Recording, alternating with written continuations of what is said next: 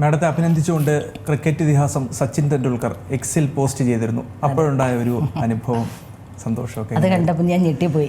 പിന്നീട് വിചാരിച്ചു ഇനി എന്നെ പറ്റിക്കാൻ വേണ്ടി ആരെങ്കിലും ചെയ്തതാണോ എന്നൊക്കെ ഞാൻ അന്വേഷിച്ചൊക്കെ പോയായിരുന്നു. പക്ഷേ അല്ല, രാജ് മധേക്കർ എന്ന് പറയുന്ന ഒരു സാറ് പുള്ളി എൻ്റെ വീഡിയോ ഷെയർ ചെയ്തിരുന്നു.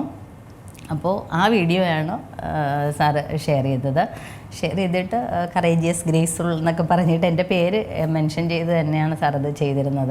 അപ്പോൾ അത് തന്നെയാണ് എനിക്ക് കിട്ടാവുന്ന ഏറ്റവും വലിയ അവാർഡായിട്ട് ഞാൻ കരുതുന്നത്. ഇപ്പോൾ എന്തുവാണ്, മുറ്റത്തെ മുല്ലയ്ക്ക് മണമില്ല എന്ന് പറയും. നമ്മുടെ കൂടെ ഉള്ളവർക്ക് നമ്മൾ എപ്പോഴും അങ്ങനെ അപ്രീഷിയേറ്റ് ചെയ്യാൻ ഭയങ്കര ബുദ്ധിമുട്ടാണ്. നമ്മുടെ കൂടെയുള്ള ആൾക്കാർക്ക് അല്ലെങ്കിൽ നമ്മുടെ ചുറ്റുമുള്ള ആൾക്കാർക്ക് ചെയ്തത് നല്ലതാണെന്ന് പറയാൻ ഒരു മടിയാണ്. അത് പൊതുവെ മലയാളികളുടെ ഒരു അതെ.